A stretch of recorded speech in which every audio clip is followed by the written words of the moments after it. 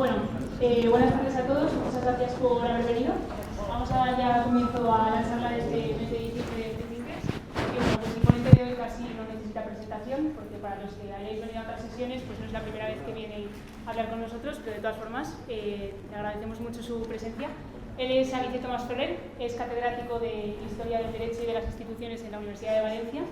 Además, también es conferenciante y escritor, ha escrito diversos libros, entre ellos el último que escribió es el de cómo vivir en libertad siendo uno mismo, y en ese libro precisamente habla también de lo que nos va a hablar hoy, que es sobre el perdón. Así que, bueno, pues vamos a dar paso ya a la charla. Y bueno, al final haremos, para el que no haya venido nunca, al final haremos un pequeño turno de preguntas para quien quiera hacerle alguna pregunta al ponente. Y al final de todo nos iremos a tomar algo, algunos, así que el que quiera se puede venir encantado. Y luego, antes ya de dar paso a Setu, como también lo conocemos muchos familiarmente, él tiene redes sociales en Instagram, en LinkedIn, en YouTube, así que también habla de todos estos temas. Quien quiera seguirle, pues busca a Aniceto Masferrer y les habla. Así que Setu, cuando quieras. Muy bien, muchísimas gracias por la presentación, Inés. ¿Se me oye bien? Eso es lo primero que hay que hacer, preguntar si se oye bien, ¿no? Lo primero. Bueno, voy a empezar con un texto que recibí hace 3 días y después de pedirle permiso a la persona, me dijo que si eso podía ayudar, que me daba permiso para leer el texto. Voy a cortar algunas partes, pero todo lo que voy a leer es literal. Dice: hola, es una antigua estudiante que tuve hace unos 3 años aproximadamente. He estado pensando mucho en ti, hasta que me he animado a escribir este mensaje, porque me viene bien al hilo del tema de la charla. La verdad es que el tema me vendría bien, como sabes, pero ahora mismo no tengo fuerzas ni para ducharme. He caído en depresión de nuevo y tengo un trastorno de ansiedad. Y no me apetece estar allí, o sea, se me hace muy incómodo ir en metro y estas cosas, aunque vaya puesta de diazepam. Con esto quería decirte que me vendría bien una charla, sobre todo porque no sé por qué me pasan estas cosas. Quiero encontrarle sentido a mis desgracias. A veces tengo la sensación de que Dios me ha abandonado, y sé que no es así, pero no sé, es que me han pasado cosas también mentales, cerebrales, todo ha sido culpa mía por no haberme perdonado y no superar ciertas cosas, no verme bien, y todo aquello que un día te comenté igual de mal en tu despacho.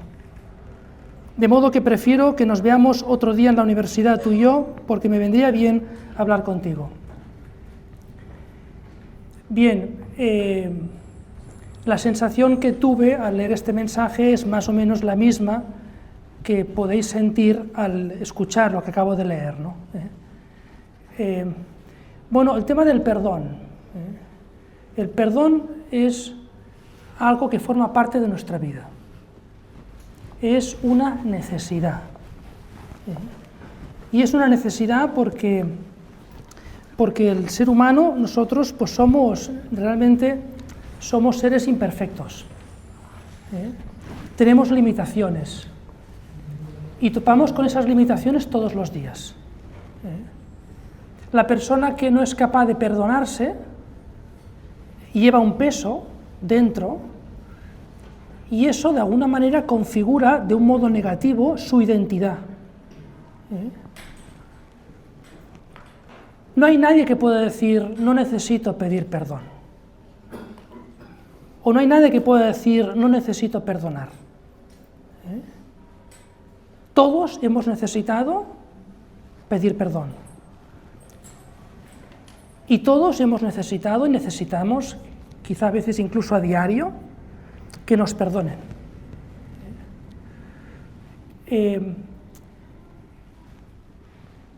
Y no sé qué es más difícil. No sé qué es más difícil. Depende quizá de qué es lo que tengamos que pedir perdón, y quizá depende también de qué es lo que tengamos que perdonar a los demás. Pero en cualquier caso, cuando tenemos que pedir perdón y no pedimos perdón, llevamos un peso. Y cuando deberíamos de perdonar y no perdonamos, llevamos un peso. Recuerdo una charla que di hace unos meses con el título Las heridas afectivas y el perdón. Al final de la charla se me acercó una persona y me dijo: ¿pero realmente tiene sentido que yo pida perdón si la persona a la que le pido perdón no me va a perdonar? Y la respuesta fue clarísima por mi parte: lógicamente, claro que tiene sentido. Y eso es una peculiaridad, digamos, del perdón que tiene que ver con los demás. ¿Tiene sentido perdonar a alguien que nos ha injuriado, que nos ha perjudicado, que nos ha hecho daño, pese a que esa persona no nos ha pedido perdón? ¿Tiene sentido? Sí. No solo tiene sentido, sino que es bueno y es liberador. Perdonar a una persona aunque no nos haya pedido perdón. Y se podría decir desde la otra perspectiva. Es decir, tan bueno es pedir perdón a alguien que no nos va a perdonar como perdonar a alguien que no nos pide perdón. Las dos cosas son liberadoras. Pero hoy ese no es el tema de la charla. El tema de la charla no es cuando yo me encuentro en la tesitura de tener que pedir perdón a alguien, o cuando yo me encuentro en la situación de tener que perdonar a alguien, o sentir que debo de perdonar a alguien, o que sería bueno que perdonara a alguien. La cuestión es un poco más difícil, creo yo.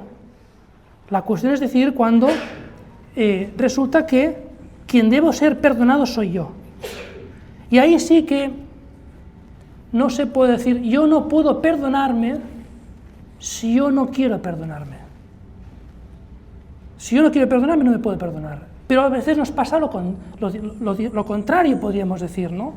Que nosotros nos gustaría perdonarnos y no somos capaces de perdonarnos. Y vamos por la vida con el alma en pena, podríamos decir, ¿eh? Porque llevamos un peso encima. Y esto mina, grava todas nuestras relaciones. Y no solo las relaciones que tenemos con los demás, sino que grava la relación que tenemos con nosotros mismos.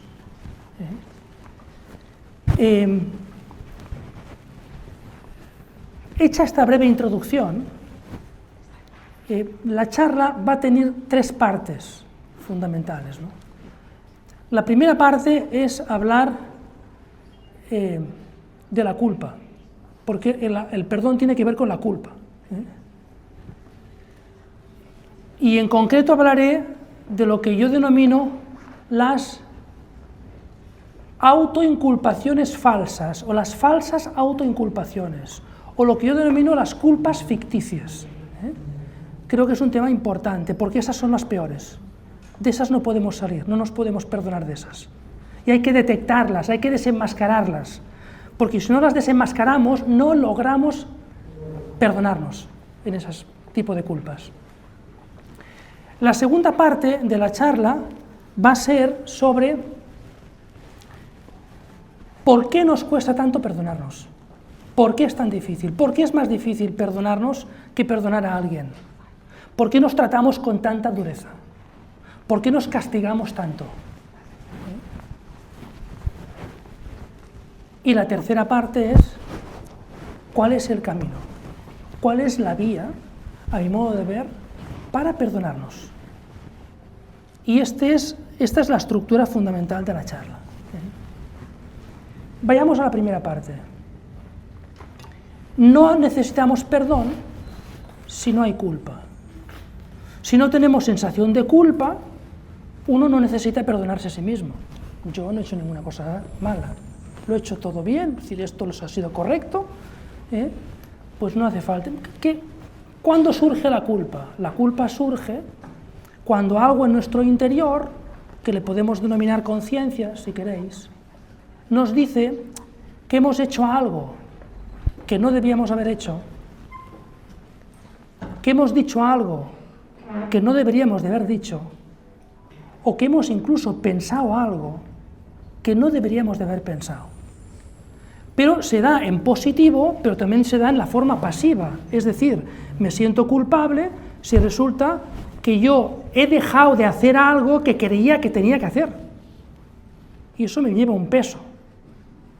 O he dejado de decir algo que de verdad yo lo tenía que haber dicho. Y no lo he dicho. O he dejado de pensar algo que tenía que haberlo pensado. Y el hecho de hacerlo o dejarlo de hacer, de decirlo o dejarlo de decir, o de pensarlo o dejarlo de pensar, hace que me autoinculpe. Digo, aquí tengo, esto no lo he hecho bien. Ya tenemos, por tanto, esa sensación, ese sentimiento de culpa, de vergüenza, podríamos decir, interior, de autoinculpación. Leía hace un tiempo un texto con motivo de un artículo que escribí, que lo podéis encontrar en internet, que se titula El peso de la culpa.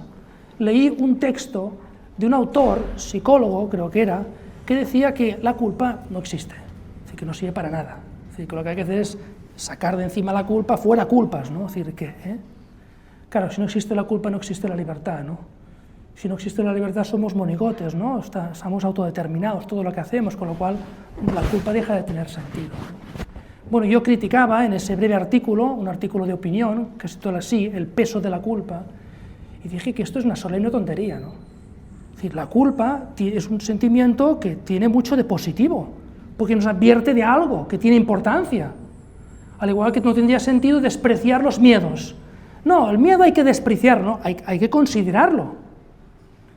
La otra cuestión será cómo yo gestiono ese miedo.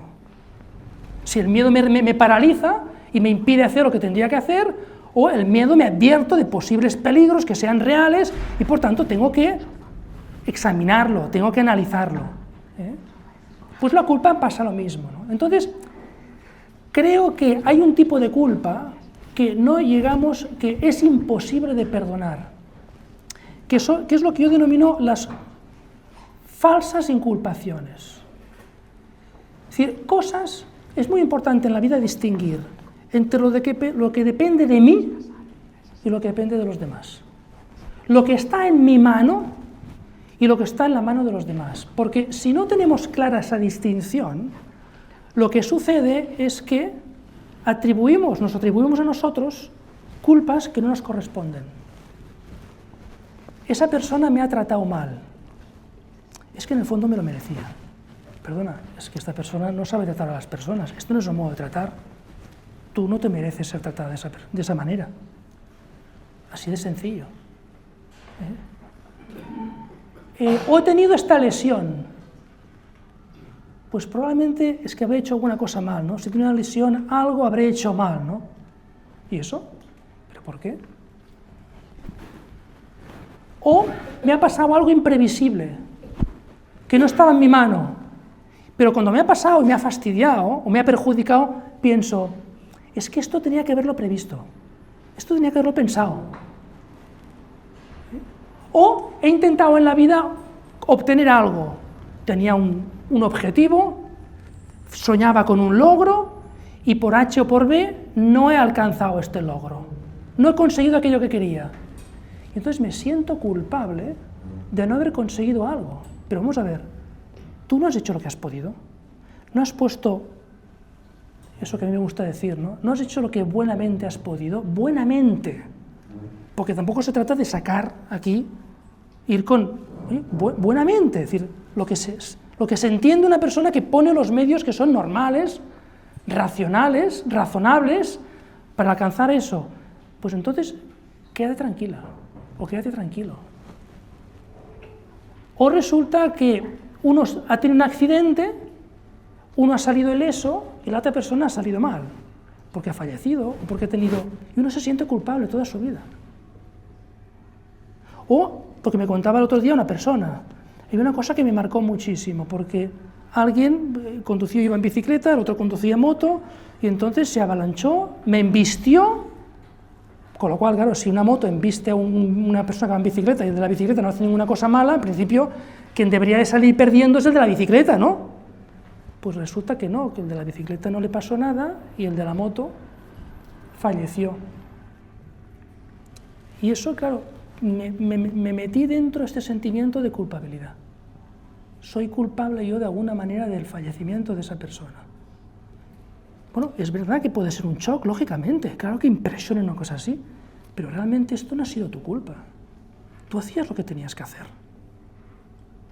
Si esa persona te trata mal, no pienses que te trata mal porque tú te mereces ser maltratada. Eso no tendría ningún sentido. Eso no es culpa tuya. Esa culpa yo no puedo dar nada, ninguna fórmula para quitársela de encima. Porque esas culpas no se perdonan. No tienen perdón. ¿Por qué no tienen perdón? Porque no son reales. Y al no ser reales, no se pueden perdonar. Lo que hay que hacer con esas culpas autoimpuestas, y si hacemos un repaso veremos que tenemos algunas de esas, o mi hijo ha hecho eso, me siento culpable por lo que hizo mi hijo. Ya, pero es que tu hijo ya es mayor de edad, ya tiene su libertad, no tienes por qué responder de todo lo que hace tu hijo, ¿no? O por todo lo que hace ese amigo tuyo, o por todo lo que hace esa persona que has intentado ayudar. Es que me siento responsable, si yo hubiera hecho algo más. Bueno, esto hay que desenmascararlo. Y cuando se desenmascara nos damos cuenta que no necesitamos perdón para esto.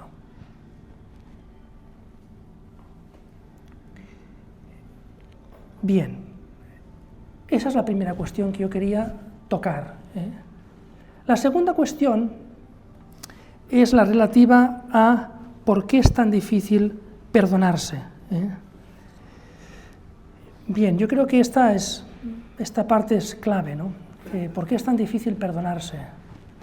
Es difícil perdonarse porque el perdón nos lleva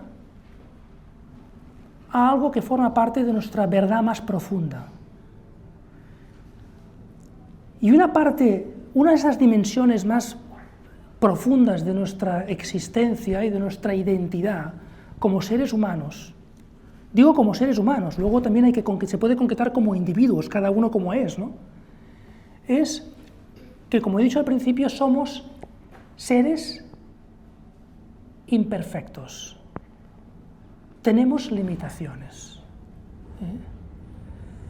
Y no es fácil afrontar esas limitaciones, esas carencias, esos defectos con tranquilidad, con paz. Y como no está bien aceptado, cuando hacemos algo que no está bien, esto nos quema por dentro, no somos capaces de admitirlo.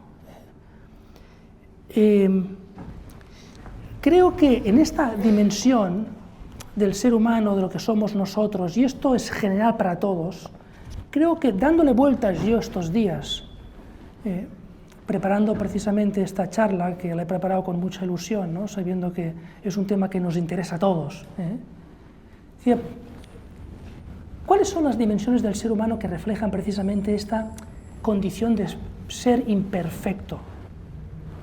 Pues creo que son 4, yo diría. La primera es la pequeñez. La pequeñez. Somos pequeños.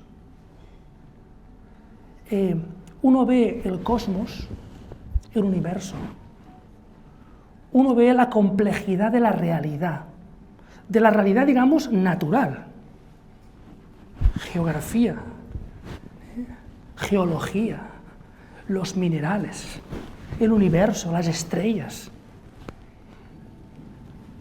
Y uno se ve pequeño, ¿no? ¿Uno qué es? Y uno ve la historia de la humanidad, tantos siglos. Ya no digamos la cultura acumulada, el saber. Si Sócrates dijo en su día, solo sé que no sé nada, y vivió cuando vivió, nosotros que hemos vivido varios siglos después, y hay una cultura acumulada, nosotros todavía sabemos menos. Porque Sócrates había menos que saber, pero nosotros tendríamos que saber mucho más que Sócrates, porque la cultura es la acumulación de... Y luego que la sociedad cada vez es más compleja, ¿verdad? La política es más compleja, la economía es más compleja, y uno se siente pequeño. Y es verdad. Todos somos pequeños. La persona más inteligente del mundo, la persona más perfecta del mundo, es pequeña. Es pequeña. Sin embargo, yo sostengo, y esto tiene que ver con lo que voy a decir al final, que un solo rostro humano tiene más valor que todos los misterios del universo entero. Un rostro humano. Así que habrá que compaginar esa pequeñez con lo que luego voy a decir al final. La segunda nota de lo que es el ser humano es que el ser humano es la fragilidad o la debilidad. Nos damos cuenta que somos frágiles. Somos frágiles físicamente. Ahora estamos bien, igual yo esta noche me encuentro mal y tengo que ir a urgencias y pienso que estoy a punto de morirme. Esto me ha pasado. Hace unos meses di una charla, la gente contentísima, qué bien la charla, qué bonita, tal. Me fui a la cama y estaba hecho polvo y tuve que irme a urgencias porque pensaba que me moría. Del dolor que tenía. Y uno dice, qué poca cosa somos frágiles. Pero somos frágiles no solo en esa vertiente, digamos, física, somos frágiles, podríamos decir también emocionalmente. Somos frágiles desde la perspectiva afectiva de los afectos. Somos frágiles racionalmente, intelectualmente. Somos frágiles volitivamente. Es decir, ahora queremos una cosa o no queremos, o no sé si lo quiero o no lo quiero, o intentamos conocer la realidad y intento conocerla y me equivoco, y no calculo bien una cosa, y constantemente topamos con nuestra fragilidad, con nuestra debilidad. Y eso es constitutivo, no hay ningún ser humano que pueda decir, no tengo fragilidad. Todos lo somos, ¿no? Pero existe también otra nota, que es la tercera, junto a la pequeñez y la fragilidad, que es la vulnerabilidad, ¿no? Vulnerabilidad que viene de vulno vulneris, ¿no? Una palabra en latín que significa herida. Herida. Y la vulnerabilidad significa que todo lo externo a nosotros nos afecta.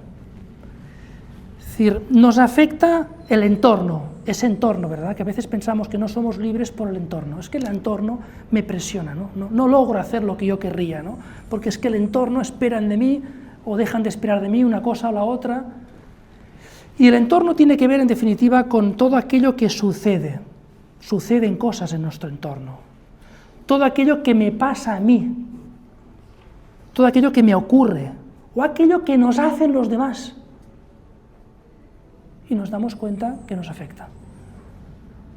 Y vemos que yo estoy sometido a una determinada presión y no aguanto, exploto, y vemos otro que tiene la misma presión y se fuma un cigarrillo. Dice, bueno, ¿qué pasa, no? Es decir, que ya se ve que yo... Pero lo mismo, esa persona tendrá una cosa que le cuesta más y a mí me cuesta menos. Todos tenemos espacios de vulnerabilidad. Es decir, que no aguantamos la presión exterior, o que nos afecta muchísimo, nos deja noqueados lo que sucede o lo que acontece en nuestro entorno. Y luego, la cuarta nota, también común a todo ser humano, que es las miserias. Todos tenemos miserias. Todos. Todos tenemos cosas en nuestra vida, cosas que hemos pensado o dejado de pensar, que hemos hecho o hemos dejado de hacer, o hemos dicho o hemos dejado de decir, que nos sonrojan interiormente, que nos damos cuenta de que no hemos hecho lo que queríamos hacer, y hemos hecho, sin embargo, aquello precisamente que yo no quería decir. He dicho lo que no quería decir, y he dejado de decir precisamente aquello que quería decir, pero oye, ¿aquí quién manda en mi vida? Estas son las propias miserias. Y todos los tenemos, todos. Claro, después de mostrar ese cuadro, que no parece muy esperanzador, uno dice, bueno, pues no, entonces aquí ¿cómo remontamos eso, no? Es decir, ¿cómo remontamos eso? Pues lo vamos a remontar a remontar y por goleada, ¿no? Porque todo eso que acabo de decir es constitutivo, así somos los seres humanos, pero esto no es lo más importante. Esto no es lo más importante. Lo más importante es que cada uno de nosotros somos un don. Y somos un don, cada uno de nosotros, que es expresión de un amor. Todos, cada uno de nosotros somos fruto del amor, de un amor que yo le pongo 3 notas características, ¿no? Que es un amor inmerecido, que es un amor incondicional y es un amor irrevocable. Y ese amor inmerecido, incondicional e irrevocable, que ha dado lugar a la existencia de cada ser humano, es algo que le acompaña y le asiste y le sostiene a lo largo de toda su vida. Lógicamente, esto que acabo de decir tiene tanta importancia que hace que esto, al lado de nuestras limitaciones, nuestras caídas, uno esté convencido de que pese a todo, uno es digno de ser amado.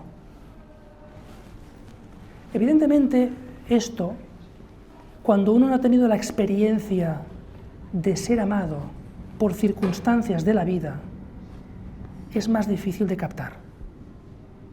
Esto que dices es muy bonito, ojalá yo lo sintiera así, pero si yo te contara lo que me ha pasado, si yo te contara la experiencia que he tenido, yo no he terminado de sentir eso. Ahí, si queréis, podríamos entrar en el coloquio, ¿no? Pero quien tiene fe, sabe que Dios ama y perdona de este modo. Quien tiene fe, el que no tiene fe, esto no lo puede entender, lógicamente se entiende, ¿no? Y de hecho, incluso la persona que no tiene fe, cuando se ha encontrado con personas que aman de verdad, lo ha experimentado. Es decir, ¿cuántas veces hemos experimentado que hay una persona que nos quiere, pero nos quiere realmente no por lo que le vayamos a reportar, no por lo que hagamos, sino nos quiere por nuestro modo de ser, por lo que somos, digamos. Te quiero por lo que eres. Y hagas lo que hagas, yo te voy a querer. Eso es ese tipo de amor, digamos, puro, incondicional, ¿no? Me tendrás siempre ahí. Las personas que tienen fe saben que este amor que nos encontramos en algunos seres humanos, que tocamos y damos gracias de tener contacto con esas personas, las personas que tienen fe saben que eso es un reflejo, a veces un pálido reflejo, pero luminoso, pese a la palidez, de lo que es el amor de Dios, ¿no? Pero ¿qué pasa? Que nosotros no amamos de esa manera. No amamos de esa manera. Nosotros muchas veces amamos en base al mérito. Entonces, cuando apoyamos nuestro amor en el mérito, necesitamos hacer las cosas bien. Porque si yo me merezco ser amado por mis buenas obras, y porque soy don perfecto, y porque todo lo hago bien, cuando me doy cuenta que no soy don perfecto y que no lo hago bien, no me siento digno o digna de ser amado o amada. Y entonces, si yo no me siento digno de ser amado, lo que no voy a hacer es perdonarme. No me perdono, porque yo sé que debería estar a la altura y no estoy a la altura. Y como no estoy a la altura, no me voy a perdonar, para que te enteres.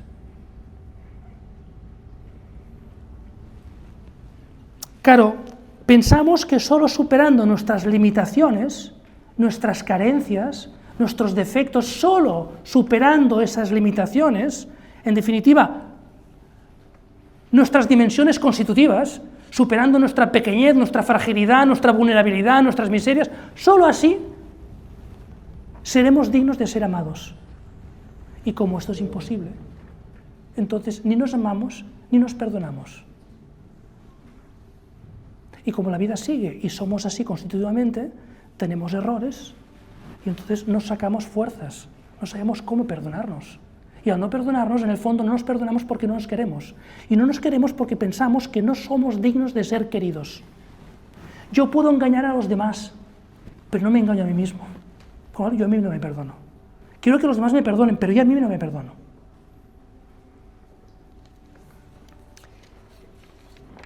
Por tanto, pienso que esto explica por qué nos cuesta tanto perdonarnos.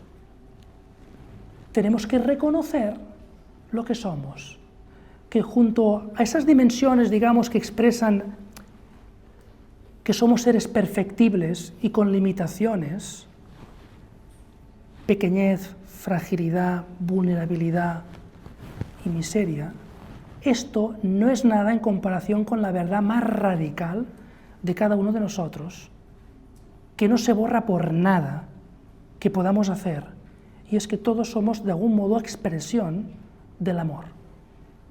Y ese amor que está al principio de nuestras vidas nos sostiene incluso cuando pasamos momentos en nuestras vidas que pensamos que estamos solos y que nadie nos quiere. Ahí tenemos que ser conscientes de que somos amados. Bien, vamos a la tercera parte. Tercera parte, que es cómo perdonarse, ¿no?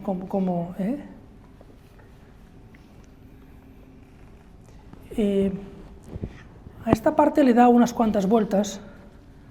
Soy un maniático de la estructura, yo. Sí que ahí se nota que soy docente, ¿no?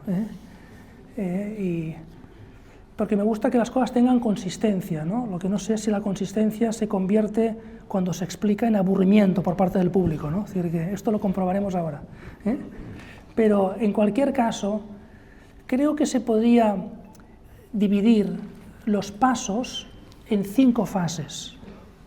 5 fases que la mayoría de ellas tienen como 2 elementos cada una de las fases, ¿no? Porque están tan relacionadas que yo no concibo uno si no está enganchada a la otra.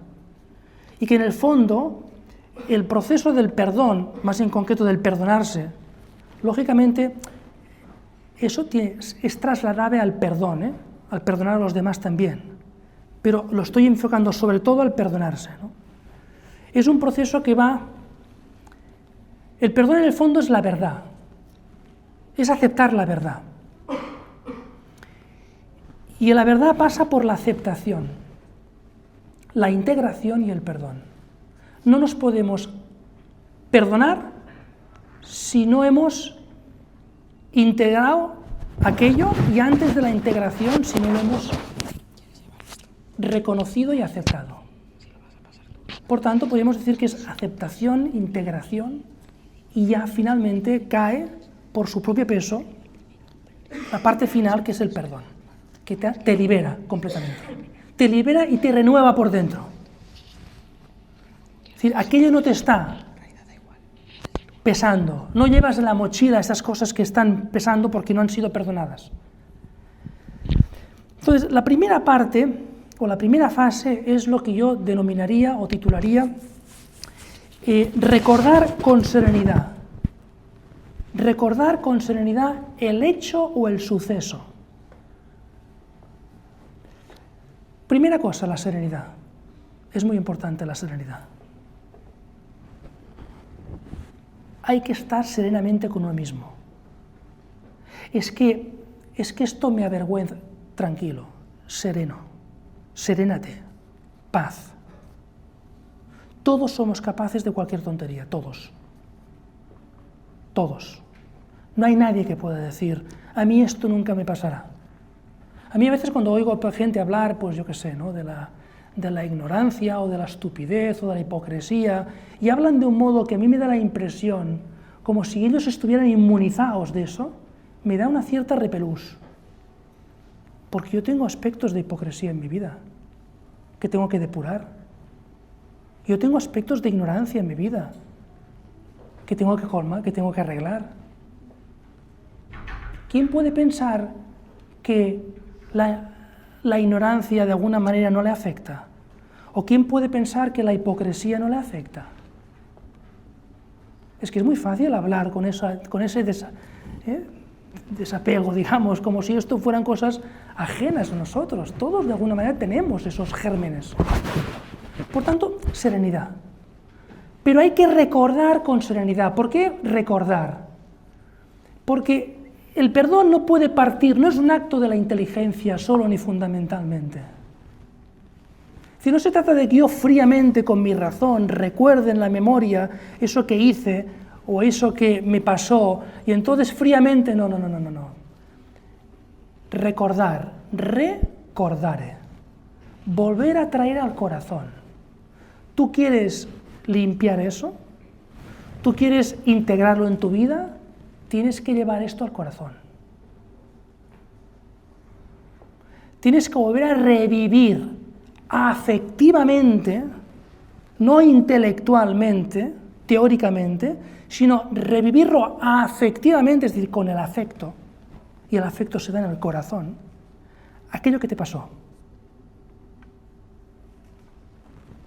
aquello que hiciste, o aquello que permitiste que te hicieran.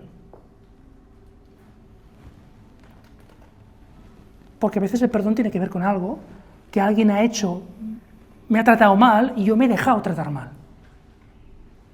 Y él tendrá que pedirme perdón, o ella, o esa persona, pero yo tengo que perdonarme también. Entonces, recordar con serenidad es volver a traer al corazón, con la memoria, pero integrando inteligencia, memoria y corazón, aquello. Es como si me volviera a situar ahí. Eso es lo primero. No, esto no se hace desde la distancia, desde la frialdad del cerebro o de la cabeza, sino con el calor del corazón. Y eso es lo primero. Primer paso. Segundo paso. Cuando hemos hecho esto, el segundo paso es de reconocimiento y aceptación.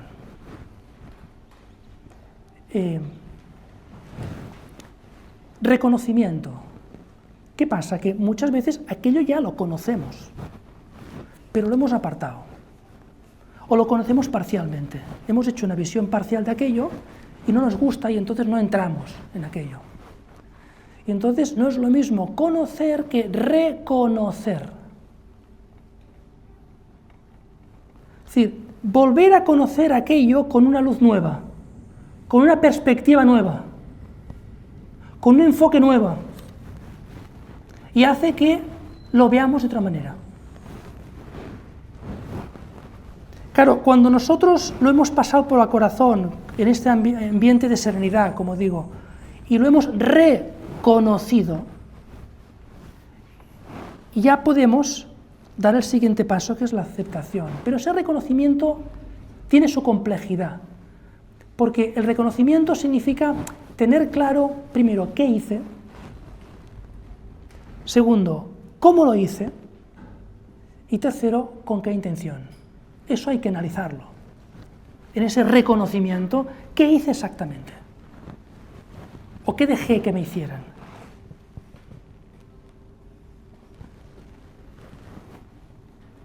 Y yo, ¿cuáles fueron las circunstancias? Las circunstancias son muy importantes.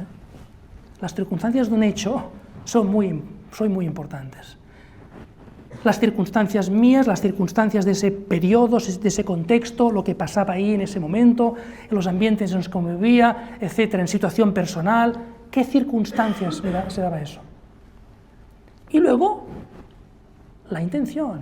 La intención es clave. Yo creo que hay tres aspectos ahí en ese reconocimiento y aceptación que son importantes y que son los siguientes. Primero, que hay que distinguir la acción de la persona. Tú no eres aquello que hiciste. Dicho de otra manera, aquello que hiciste no te define. Tú no estás condenado a ser aquello que hiciste en ese momento. No se trata de negar la realidad de que algo lo hicimos. Se trata de no dejarnos definir de por vida por eso que hicimos en ese momento de nuestra vida. Por tanto, ¿qué clave es esa idea de distinguir la acción de la persona? Yo hice eso, pero yo no soy eso. Sobre todo si estoy en ese proceso del perdón. De hecho, cuando termina el perdón, No soy eso de ninguna manera.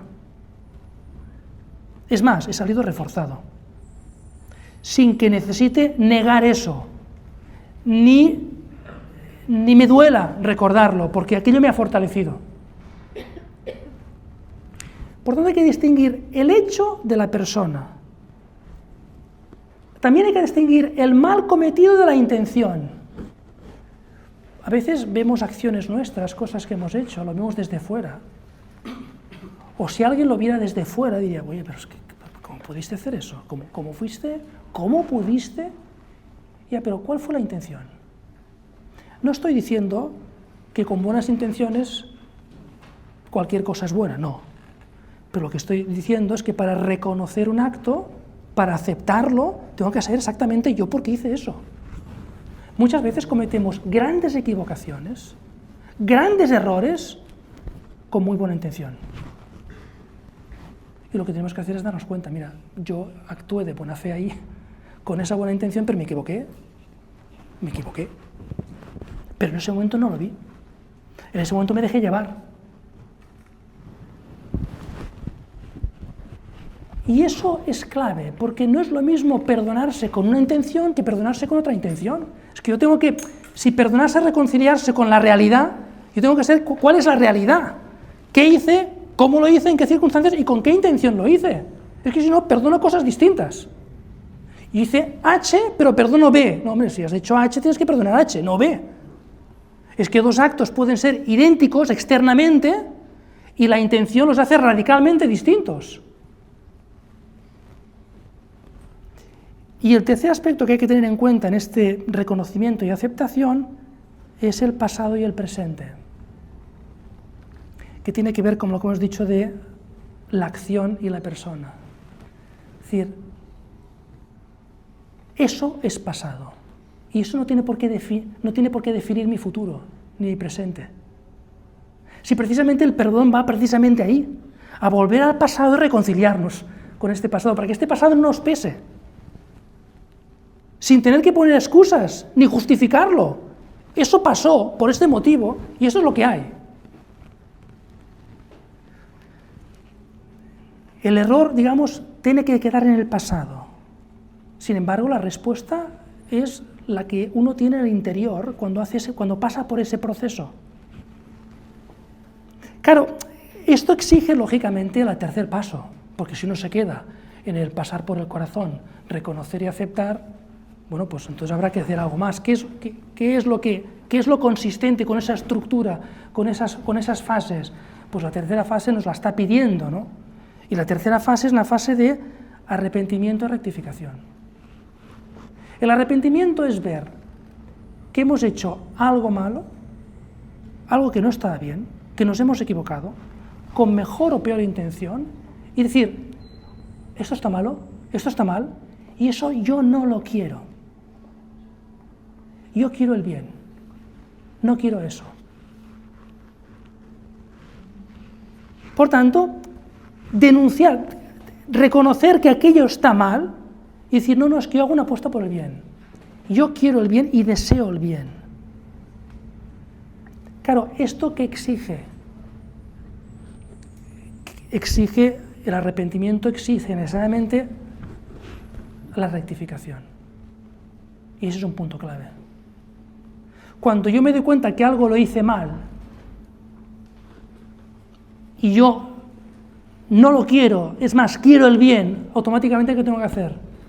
Es decir, pues esto no se va a repetir, y para que eso no se repita, ¿qué medio debería de poner? ¿Cuál es el medio que debo poner para que eso no se repita? Porque esto es lo consistente, lo otro sería una cierta hipocresía, ¿no? Es decir, me lamento por una parte, por otra parte no hago nada para cambiar. Entonces, me arrepiento y rectifico. Y rectifico significa pongo alguna decisión concreta, realista, para decir, ante esa situación, yo tengo que poner este medio. En algunos casos hay que hacer algo adicional. Y algo adicional significa reparar. Si uno resulta que ha hecho un daño a alguien, ha provocado un perjuicio a alguien, tiene que reparar. Oye, que con esto tú has causado un perjuicio. Pues igual no es suficiente con que digas no lo voy a volver a hacer, sino que tienes que hacer algo para compensar ese perjuicio que has causado a alguien. En algunos casos, en otros casos no he causado ningún perjuicio a nadie, con lo cual sencillamente yo tengo que decir, por ahí no vuelvo a pasar. Ahí voy a poner límites, ahí no voy a hacer eso, o ahí voy a hacer eso. Bien, cuando se ha pasado por esas 3 fases, ya llegamos ya a las últimas 2. La penúltima es la fase de integración. Es decir, es integrar aquel suceso en la propia historia. Podríamos decir lo siguiente: hice esto o me pasó aquello, pero yo no soy esto ni aquello.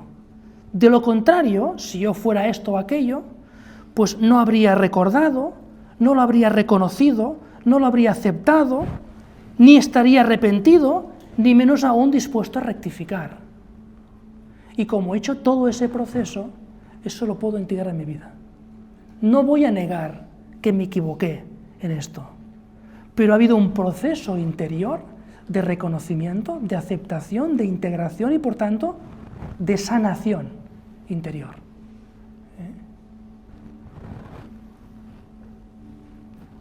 Un error integrado es fuente de crecimiento y de maduración.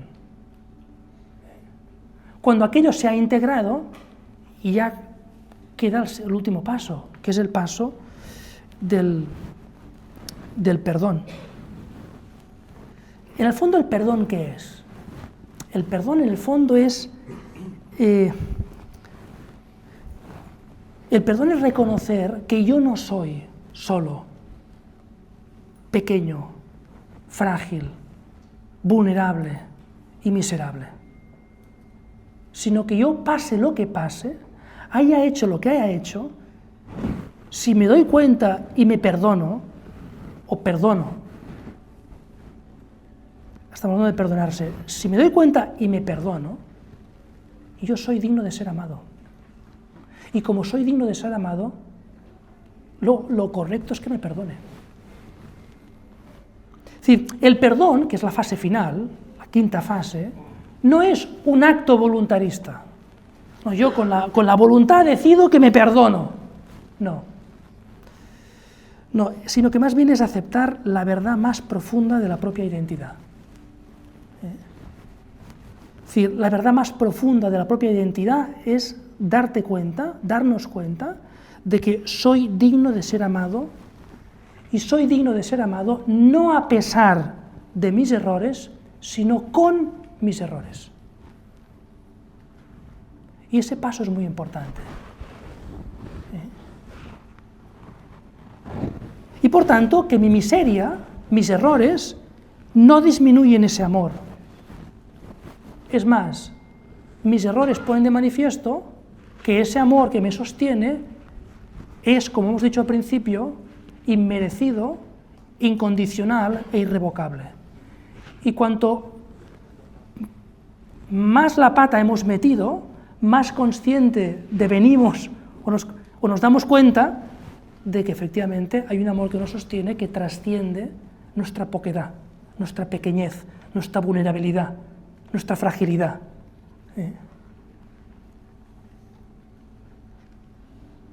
En definitiva, perdonarse es consentir en ser amado ahí donde se muestra la propia limitación.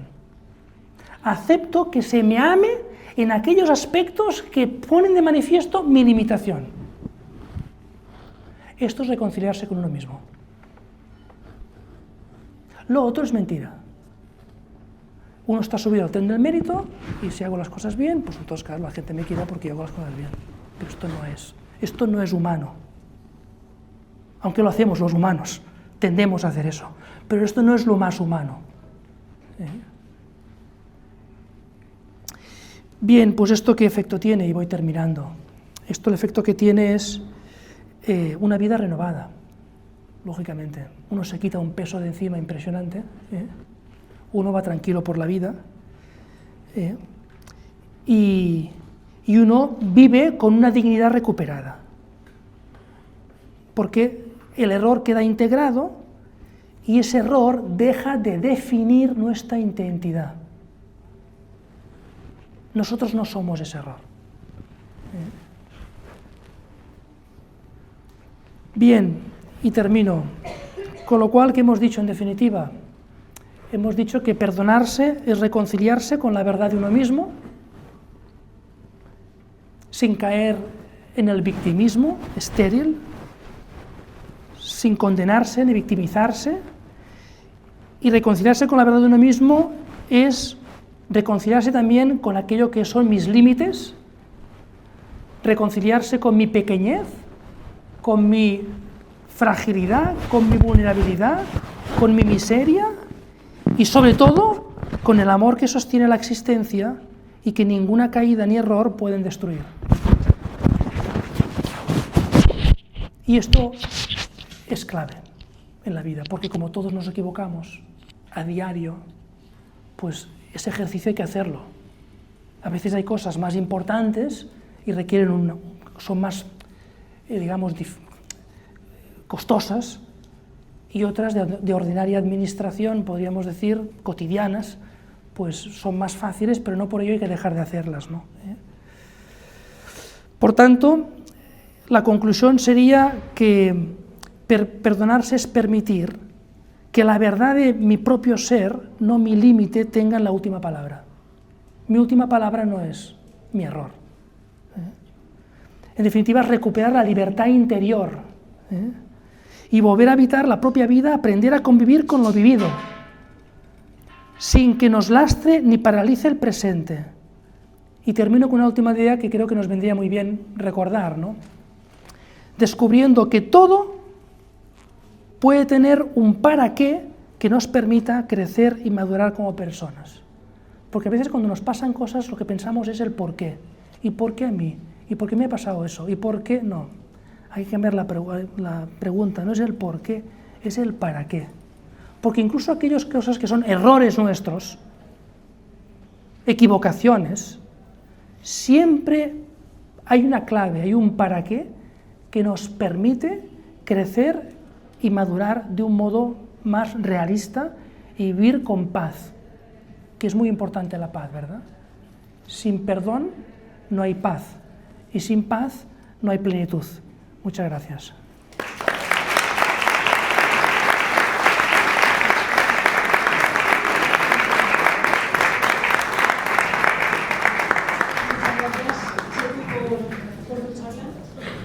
Un poquito justos de tiempo, así que quizá nos da tiempo a hacer un par de preguntas, pero si alguien se queda con las ganas, no le da tiempo, no se atreve, lo que sea, pues luego le podéis hacer preguntas a Seto al final. Así que doy paso. Eso sí, os pedimos que sean precisas, porque así dan tiempo. Buenas tardes. Bueno, en primer lugar, muchísimas gracias por la ponencia, ha sido muy interesante. Mi pregunta es si podría desarrollar un poco más lo que ha dicho en lo relativo a que somos dones. Sí, esto requeriría mucho más tiempo, ¿no? Pero se puede entender, el otro día leí un texto que decía algo que me hizo pensar, ¿no? Que va en esta línea, ¿no? Decía un pensador del siglo XX, decía, medítalo despacio, es muy poco lo que se te pide para lo mucho que se te da. Estamos en un mundo, en una cultura, que valora muchísimo las cosas que uno hace, las cosas que uno elige, ¿no? Y pensamos que las cosas más importantes son las que uno elige. Y sin embargo, si lo miramos con perspectiva, nos damos cuenta que las cosas más importantes de nuestra vida las hemos recibido sin que nosotros las elijamos. Y que el acto de libertad más profundo no es el que tiene que ver con la elección, sino con el que tiene que ver con la aceptación, con la acogida.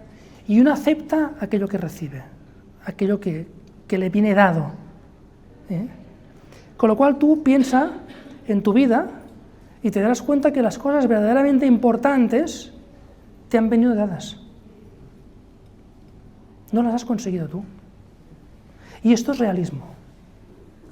Es decir, En fin, yo no soy matemático, ni tampoco me gustan los porcentajes, y tampoco es correcto que lo que voy a decir, pero para entenderse, ¿no? Yo creo que la vida como un don explica el 70 o 80% de nuestra vida. Y el 15 o el 20% son las cosas que nosotros elegimos y hacemos, nuestros logros, nuestros no sé qué, porque yo he hecho, he dejado de hacer. Lo miras con perspectiva y la verdad es que el ser humano, sobre todo lo que hace es recibir. Es cierto que hay personas que han tenido unas circunstancias muy difíciles y que han recibido menos. Es evidente, eso está claro. Pero muchas personas, pensando en en nuestra civilización, en Occidente, por ejemplo, ¿no? Pues hemos recibido muchísimo, ¿no?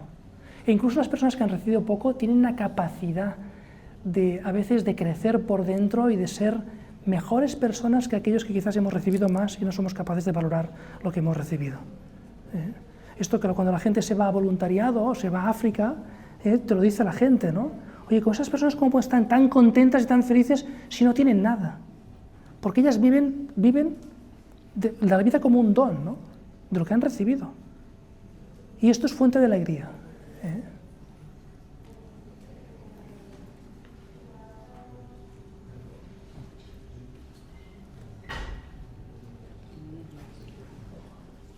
¿Hay alguna pregunta más?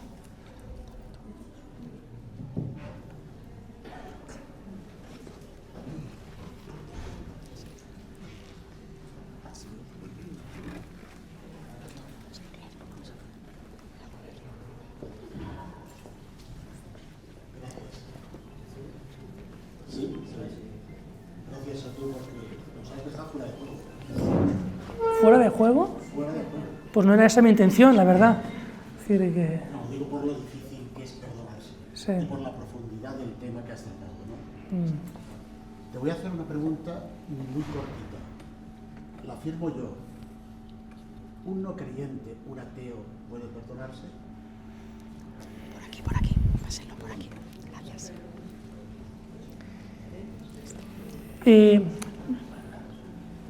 Buena pregunta. Pues mira, yo te diría que un ateo puede perdonarse porque aunque esa persona no conozca a Dios, no por eso Dios deja de existir, y como Dios trata de ayudar a todo el mundo, ya busca las maneras de sostener, animar, apoyar a esa persona de manera que de algún modo sienta o pueda sentir que es digna de ser amada. Es decir, el hecho de que uno crea, también hay, en fin, a veces también hay personas que son creyentes y que uno dice, bueno, pues yo la verdad es que no he sentido nunca este amor, ¿no? No he sentido este amor por parte de Dios. Pero realmente para mí esto es lo esencial. Para mí lo esencial de la fe no son los mandamientos. Es decir, lo esencial de la fe para mí no es la moral. Para mí lo esencial de la fe es sentirme amado, sentirme sostenido, saber que hay una persona que está detrás y que haga lo que haga, tengo un amor incondicional que me apoya. Pero incluso las personas que tienen una fe que no se apoya tanto, ¿no?, en esa experiencia de amor y quizás se basa más pues, en unos mandamientos que están, ¿no?, ahí, o en una moral, creo que de algún modo también pueden experimentar de un modo misterioso, que yo no sería capaz de explicar, que Dios, que son dignos de ser amados, ¿no? Y por tanto creo que pueden sentir el amor de algún modo. Lo que pasa es que muchas veces Dios transmite esto a las personas no directamente, sino a través de otras personas. Por tanto, lo que sería bonito, y ahora que nos acercamos al tiempo de Navidad, que nosotros fuéramos un motivo de esperanza para las personas, ¿no? Porque todos tenemos dificultades, todos tenemos problemas, todos cometemos errores, y a veces ver un rostro sonriente, que con su sonrisa nos está diciendo: me alegro de que existas, me alegro de que vivas, tú tienes un valor por ti mismo, es decir, que no necesitas demostrar nada a nadie. Te quiero por lo que eres, no por lo que haces. Si fuéramos todos capaces de mirar de esa manera a los demás, de alguna manera seríamos portadores de ese amor, ¿no? Que para los creyentes la fuente fundamental es Dios, pero que Dios quiere que ese amor se difunda a todos, ¿no? A creyentes y a no creyentes, ¿no? En fin, no sé si te he contestado. Muy bien, pues muchas gracias, Setu, por la charla y por las preguntas. Muchas gracias a todos por asistir. Aprovechamos desde el equipo de Free Thinkers para desearos una muy feliz Navidad y un próspero 2026. Y repetiros que quien si quiera venir a tomar algo, nos vamos a ir a la placita de ahí donde está el Only. Así que podéis esperar aquí a que nos vayamos o podéis encontrarnos ahí. Muchas gracias. Muchas gracias.